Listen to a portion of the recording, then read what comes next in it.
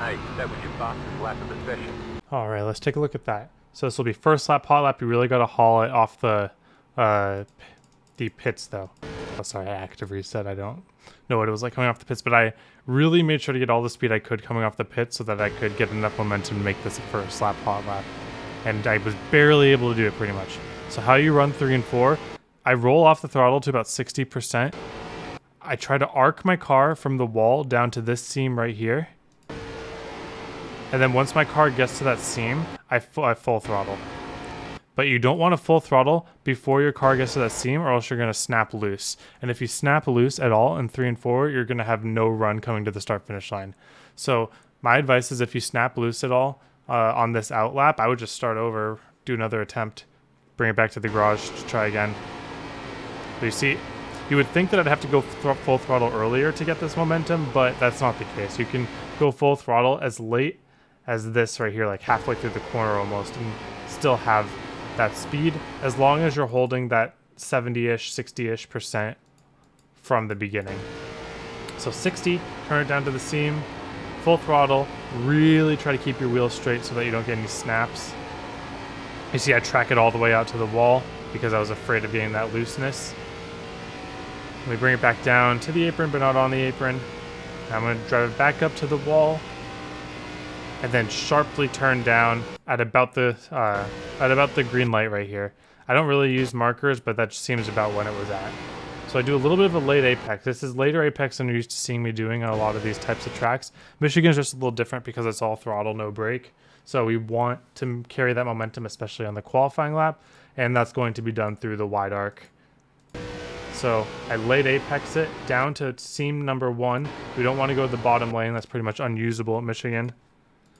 And I get my lefts right on the seam. And as I'm going down the hill, so you see here, I turn down the hill, and when I make it about a lane down, I start backing off the throttle smoothly. So I back it off smoothly from 100 to 80 down to 50. And I just hold it at the 50. Once I get to the seam, I start slowly raising it back up. I want to keep it pinned a little bit longer than you think you might need to. But this will help for the exit because the exit's super important, keeping your momentum on exit. So I keep it just down here a little bit longer than you normally think is possible. And that's true. I can throttle up earlier, but I would have a worse angle off the corner and wouldn't be able to get full throttle and straight wheel as early. Okay, I'll take a look at that one more time, no pausing here. Okay, so turn in just after the green light, late apex, half throttle down to the seam. As I reach the seam, pick it up to 3/4, then pick it up to full throttle as I exit the corner. Try to get my wheel straight as early as possible and not lose momentum. Notice that I'm staying off the wall. If you stick right onto the wall and get the drag from the wall arrow, that's worth a couple hundredths, which might be make or break for you. Okay, same idea with 3 and 4. 3 and 4 you can get on the gas a little bit earlier, so I actually enter a little bit earlier, not quite as long of an apex. But you see that I'm actually not holding that half throttle like I was in 1 and 2. I use the half throttle to point myself in the right direction, and then I start picking it up before I even get to the seam. That's because this exit is wider in turn 4, so that I don't have to worry about the angle that my car is coming off the corner as much. So half throttle to point the car. As I get to the seam, I raise it to 3/4. As I come off the seam, I get it up to full throttle here. And then it's a pretty easy exit down to the apron and start finish line. Okay, one more time, no pausing.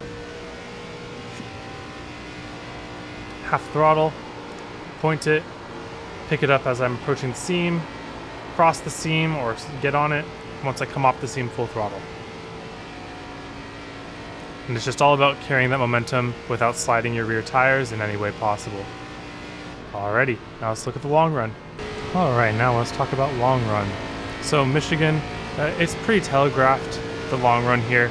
People are just going to be running this bottom seam here for the beginning of the run. And then as the run goes on, people will move up and up and up until it gets kind of hard to pass when people are running those higher lines. So I'll show you guys what you're going to be looking for all of the lines here. So first off, we don't want to go all the way to the bottom. The bottom sucks. So what we treat as the bottom is this first seam. So I just let out early for the long run. Just kind of wrap my car around the seam and then drive the car just straight up to the wall. You don't want to pin the car down too much because we're all about momentum. And the wall arrow here is really noticeable, so we really want to stay off this wall here. But then we want to get kind of back up to it, but we don't really have to. But we want to go back down to the seam. Down here, this is going to be where the majority of the first half of the race is run, at least by the cars that are going to keep the pace. Some people are going to try the high side early. I don't think it does really anything. We'll try in a little bit here, but I'll show you again. Off the throttle, roll the throttle till you get to the seam, and then you just drive straight up to the wall like so. Excuse me. I could have been a little more patient at the seam there. I probably should have rolled a little bit more on the seam. Like this, I'll let off the throttle, get down to the seam, and just kind of roll it on that seam. By roll it, I mean just maintain your throttle pressure. You don't want to let off your throttle at all. You just want to hold it, and then hold your status quo down the seam. And then once you're there for a little bit, you can go full throttle and drive up the track. If you go full throttle too early, that's where you'll start burning some tire over some other people. So like this is going to be tire saving. Okay, so I'm going to stay down here. And you see how I stayed down on the seam, and then I make my exit pretty late. That's pretty good tire saving. It's a little bit slower than forcing the throttle early, but if you have somebody not pressuring you off the back, it's pretty much worth it.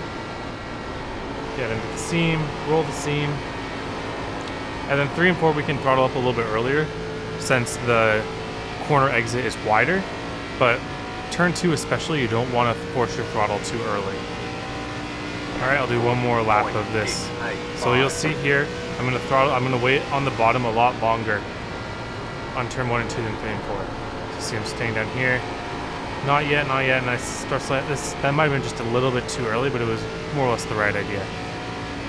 But you can tell because my car didn't just want to murder itself in the wall when I got in the throttle. Then 3 and 4, this time that we spend down on the seam here is going to be a lot less because we can pick up the throttle and just drive the natural shape of the track up. And you see it's not really putting any load on the car. Okay, now let's talk about other lines to run.